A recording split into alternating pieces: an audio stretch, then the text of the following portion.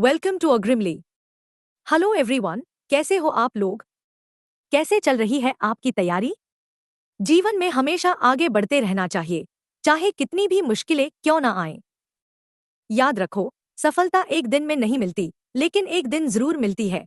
आज हम बात करेंगे Haryana HPSC agricultural development officer यानी ADO एग्जाम 2025 के सब्जेक्ट नॉलेज टेस्ट यानी एग्रीकल्चर के पैटर्न और सिलेबस के बारे में। इसे ध्यान से समझना बहुत जरूरी है क्योंकि ये आपकी तैयारी को सही दिशा देगा। परीक्षा का पैटर्न यानी एग्जाम पैटर्न। सबसे पहले परीक्षा के पैटर्न को समझ लेते हैं। ये जो सब्जेक्ट नॉलेज टेस्ट है वो 3 घंटे का होगा। पूरा पेपर अंग्रेजी भाषा में होगा। पेपर के कुल अंक 150 है और ये सब्जेक्टिव टाइप का होगा। इसका मतलब है आपको उत्तर लिखने होंगे, ये ऑब्जेक्टिव पेपर नहीं है। अब ये बात ध्यान से समझो, कोई भी उम्मीदवार इंटरव्यू या वीवा वॉचे टेस्ट के लिए तब तक नहीं बुलाया जाएगा जब तक वो इस टेस्ट में न्यूनतम 35% अंक प्राप्त नहीं कर लेता। यानी अगर 150 अंकों का 35% निकालें तो 5 अंक लाना जरूरी है। इसे याद रखना। जो उम्मीदवार इंटरव्यू के लिए बुलाए जाएंगे उनकी संख्या विज्ञापन में दी गई पोस्ट की संख्या से 2 गुना होगी। अगर कुछ उम्मीदवार समान अंक लाते हैं यानी ब्रैकेटेड कैंडिडेट्स, तो उन्हें भी बुलाया जाएगा बशर्ते उन्होंने 35% की न्यूनतम कट ऑफ मार्क्स हासिल किए हों। इस टेस्ट का वेटेज 87.5% होगा। Syllabus of subject agriculture. अब सिलेबस की बात करते हैं जिसे आपको बारीकी से समझना है। अब section A ecology environment natural resources को समझते हैं। इसमें आपको इकोलॉजी और उसका मानव से क्या संबंध है यह पढ़ना है। आपको नेचुरल रिसोर्सेज के बारे में और उनके सस्टेनेबल मैनेजमेंट एंड कंजर्वेशन के बारे में भी जानना होगा। इसके अलावा फिजिकल एंड सोशल एनवायरनमेंट कैसे फसल डिस्ट्रीब्यूशन और उत्पादन को प्रभावित करते हैं ये भी समझना है। आपको एनवायरमेंटल पोल्यूशन और उससे फसलों, जानवरों और मनुष्यों को होने वाले खतरों का भी अध्ययन करना होगा। Climate change, green house effect और ग्लोबल वार्मिंग जैसे टॉपिक्स बहुत महत्वपूर्ण हैं। आजकल एग्जाम में रिमोट सेंसिंग और जियोग्राफिक इंफॉर्मेशन सिस्टम्स जैसे एडवांस टूल्स पर भी सवाल आते हैं। अब section B cropping patterns farming systems को समझते हैं। आपको देश के अलग अलग एग्रोक्लाइमेटिक जोन्स में क्रॉपिंग पैटर्न्स को समझना होगा। High yielding and short duration varieties ने कैसे क्रॉपिंग पैटर्न्स में बदलाव लाए हैं ये भी आपको पढ़ना है। Various cropping and farming systems के कंसेप्ट्स और ऑर्गेनिक एंड प्रिसिशन फार्मिंग भी सिलेबस का हिस्सा है। इसके अलावा important cereals, pulses, oil seeds, fibres, sugar, commercial and fodder crops के लिए पैकेज ऑफ प्रैक्टिसेस को भी अच्छी तरह से तैयार करना।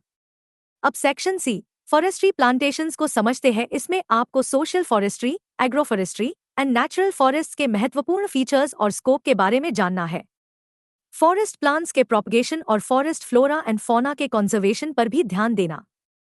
अब सेक्शन डी वीड्स को समझते हैं। वीड्स उनकी विशेषताएं, फैलाव और फसलों के साथ उनका जुड़ाव, उनकी वृद्धि और उनके cultural, biological and chemical control के तरीके आपको पढ़ने हैं। अब सेक्शन ई सॉइल साइंस को समझते हैं। ये सबसे महत्वपूर्ण टॉपिक्स में से एक है। आपको सॉइल की physical, chemical and biological properties के बारे में जानना है। सॉइल फॉर्मेशन की प्रक्रिया और कारक और सॉइल्स ऑफ इंडिया को अच्छे से पढ़ना। इसके अलावा mineral and organic constituents of soils और उनका सॉइल प्रोडक्टिविटी में क्या रोल है ये भी समझना है। एसेंशियल प्लांट न्यूट्रिएंट्स और बेनिफिशियल एलिमेंट्स के बारे में भी पूछा जा सकता है। सॉइल फर्टिलिटी के सिद्धांत, soil testing and fertiliser recommendations, integrated nutrient management, biofertilisers ये सारे टॉपिक्स बहुत जरूरी हैं। आपको nitrogen, phosphorus and potassium use के बारे में भी पढ़ना है। प्रॉब्लम सॉइल्स और उनके सुधार के उपाय और soil factors affecting green house gas emission को भी समझना है। अब section F soil water management को समझते हैं। इसमें सॉइल कंजर्वेशन और इंटीग्रेटेड वाटरशेड मैनेजमेंट शामिल है। Soil erosion and it's management और ड्राईलैंड एग्रीकल्चर की समस्याएं भी सिलेबस में हैं। रेनफेड एरियाज में कृषि उत्पादन को स्थिर करने की तकनीकें भी पढ़े। अब सेक्शन जी वाटर मैनेजमेंट को समझते हैं। आपको क्रॉप प्रोडक्शन के संबंध में वाटर यूज एफिशिएंसी और सिंचाई का समय निर्धारित करने के क्राइटेरिया को समझना होगा। रेन वाटर हार्वेस्टिंग और ड्रिप एंड स्प्रिंकलर इरिगेशन बहुत महत्वपूर्ण है। इसके अलावा वाटरलॉग्ड सॉइल्स की निकासी और इरिगेशन वाटर की गुणवत्ता पर भी सवाल आ सकते हैं। इंडस्ट्रियल एफ्लुएंस का सॉइल और वाटर पोल्यूशन पर क्या असर होता है, ये भी जानना है। अब section H, farm management agricultural economics को समझते हैं। इस खंड में farm management, farm planning, optimum resource use and budgeting शामिल हैं। आपको different types of farming systems की इकोनॉमिक्स और मार्केटिंग मैनेजमेंट स्ट्रैटेजीज को समझना होगा। एग्रीकल्चरल प्राइस पॉलिसी और क्रॉप इंश्योरेंस भी महत्वपूर्ण विषय हैं। कोऑपरेटिव्स की भूमिका को भी अच्छे से समझना। अब सेक्शन आए, एग्रीकल्चरल एक्सटेंशन को समझते हैं। एग्रीकल्चरल एक्सटेंशन का महत्व और भूमिका, एक्सटेंशन प्रोग्राम्स का मूल्यांकन, सोशियो इकोनॉमिक सर्वे और फार्मर्स की स्थिति को समझना।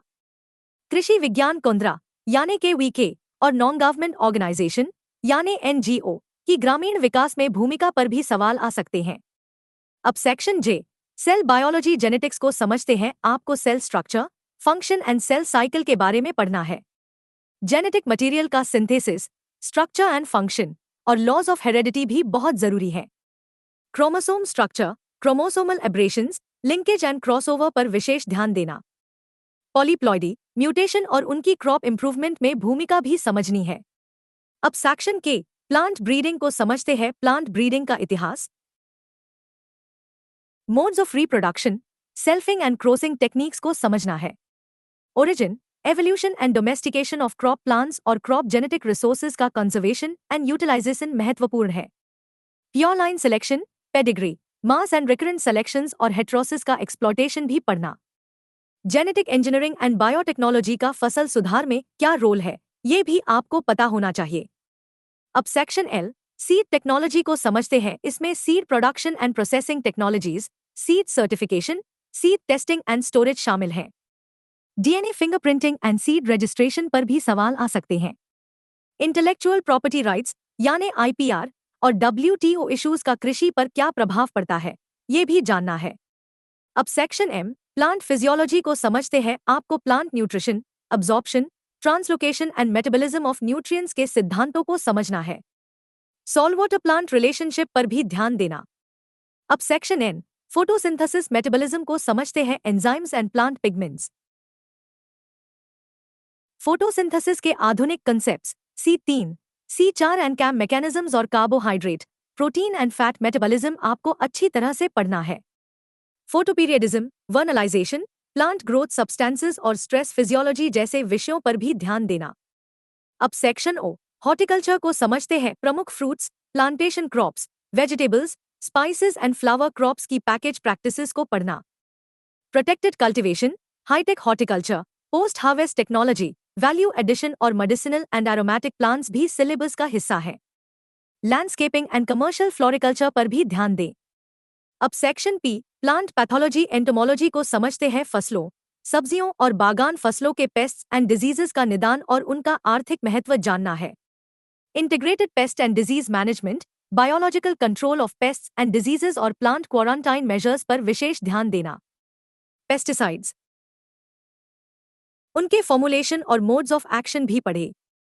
अब section Q, food security nutrition को समझते हैं। इसमें food production and consumption trends in India, food security and growing population और national and international food policies को समझना है। पब्लिक डिस्ट्रीब्यूशन सिस्टम यानी पीडीएस और टारगेटेड पब्लिक डिस्ट्रीब्यूशन सिस्टम यानी टीपीडीएस पर भी सवाल आ सकते हैं।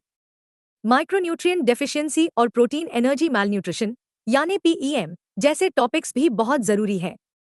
Thanks for listening, like, share और सब्सक्राइब करो एग्रीमली कोडोट। Prepare for your agriculture exam with us. For agriculture education, download our Agrimly app from the Google Play Store. If you find this video useful, then surely like and share with others. By doing so, you can help spread the valuable content to a wider students. Do subscribe to the Agrimly YouTube channel so that you would get timely notification of other such valuable videos.